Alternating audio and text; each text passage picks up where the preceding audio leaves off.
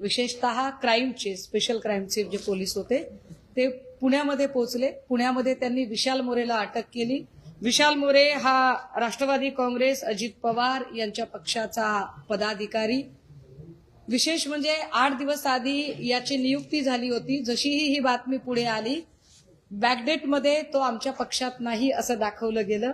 विशाल मोरेच्या सांगण्यावरून पुढे 2 रेड झाल्या होत्या। त्या 2 मधली एक महत्वाची रेड होती ती सावरीची रेड ज्या भागामध्ये झाली ती जमीन प्रकाश शिंदे नावाच्या माणसाची आहे असे पुढे आले। पण प्रकाश शिंदे कोण आहे हे विचारल्यावर साताऱ्याचे एसपी तुषार दोशी यांनी सांगितलं की हा प्रकाश शिंदे तो प्रकाश शिंदे नाही जो प्रकाश शिंदे उपमुख्यमंत्री एकनाथ शिंदे यांचा भाऊ आहे। पण आपण मागच्या पत्रकार परिषदेमध्ये या संबंधाने ही सगळी बैजवार माहिती स्पष्ट केली आणि प्रकाश शिंदे हे एकनाथ शिंदेचे भाऊच आहेत या संबंधाने सगळे पुरावे कागदपत्र हे आपण मागच्या पत्रकार परिषदेमध्ये दिले।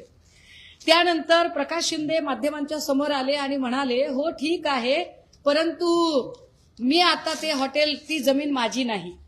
मग आपण त्या जमिनीच्या 7 बारा दाखवल्या। त्यानंतर ते म्हणाले की तिथे मी रिसॉर्ट चालवतच नाही ती काही कमर्शियल प्रॉपर्टी नाही। मग आपण ती प्रॉपर्टी कमर्शियल आहे हे अगदी ऑनलाईन डेमो करून दाखवलं।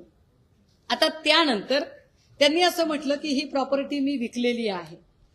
तर काही गोष्टी आपल्याला पहिल्यांदा सांगितल्या पाहिजेत की मुळात प्रकाश शिंदे खोटं बोलत आहेत। ड्रग्जच्या प्रकरणामध्ये आपल्याला कदाचित कल्पना असेल की शाहरुख खानचा मुलगा आर्यन खान याला ड्रग्जच्याच प्रकरणामध्ये अटक झाली होती।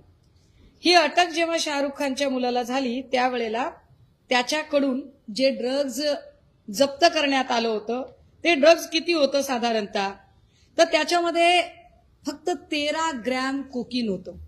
हे फार विशेष आहे की 13 ग्रॅम कोकीन आर्यन खानकडे मिळालेलं होतं। 21 ग्रॅम चरस होतं आणि 22 अर्थात हा पोलिसांनी पंचनाम्यामध्ये लिहिलेला रिपोर्ट आहे। खरं खोटं त्यांनाच माहिती कारण याच्या खरं खोट्यापर्यंत जेव्हा नवाब मलिक पोचायला लागले तेव्हा नवाब मलिकांचं काय झालं हे मी वेगळं सांगायची गरज नाही। 13 ग्रॅम कोकीन 21 ग्रॅम चरस 22 गोळ्या एमडीएमएच्या आणि 5 ग्रॅम एमडी ड्रग्ज एवढं ते त्यांच्याकडून जप्त झालं होतं। त्यानंतर आर्यन खानला ताब्यात घेतलं गेलं। आर्यन खानची जामीन होण्यासाठी बऱ्याच मशक्कती कराव्या लागल्या आणि तो जामीन लवकर झाला नाही। याच्या बातम्या फक्त प्रादेशिक नाही तर राष्ट्रीय आणि आंतरराष्ट्रीय चॅनलवर सुद्धा झळकल्या। त्याचे सगळे लाईव्ह प्रेस फुटेज आपल्या समोर दिसले। त्या लाईव्ह प्रेस फुटेजमध्ये कशा पद्धतीने ते ड्रग्ज मिळालं आर्यन खान कुठे होता काय नाही ह्या सगळ्या गोष्टी पुढे आल्या। मग एक दुसरी धाड पडली ती प्रांजल खेवलकर। प्रांजल खेवलकर हे एका घरगुती पार्टीला जॉईन झालेले होते आणि त्या घरगुती पार्टीमध्ये तिथे चरस गांजा होता असं सांगितलं गेलं आणि त्याचे सुद्धा फुटेज मिळाले सीसीटीव्ही फुटेज मिळाले। कशा पद्धतीने पोलीस आत आले नार्कोटिक्स आत आलं नार्कोटिक्सने कशा पद्धतीने त्याच्यावर कारवाई केली मग कुठे कुठल्या पर्समध्ये कुठल्या पुढीतून कोणत्या कागदातून कसा ड्रग्ज मिळाला हे सगळं सांगितलं गेलं। विशेष त्यानंतर पुण्याचे सगळे पोलीस पुढे आले। नार्कोटिक्सची ही सगळी कारवाई करणारे जे लोक होते ते सुद्धा पुढे आले आणि त्यांनी एक जाहीर पत्रकार परिषद घेतली आणि त्या पत्रकार परिषदेमध्ये त्यांनी ते सगळं दाखवलं। हेही नसे थोडके या पत्रकार परिषदेमध्ये अजून एक व्यक्ती आली जिचा काहीच संबंध नव्हता। एरवी ज्या बाई कुठेच नसतात त्या बाई तिथे चमकोगिरी करायला चमकल्या। मुद्दा हा आहे की जिथे ग्रॅमच्या संख्येमध्ये चरस आणि गांजा मिळाला तिथे पत्रकार परिषदा झाल्या सीसीटीव्ही फुटेज लगेच माध्यमांकडे आले।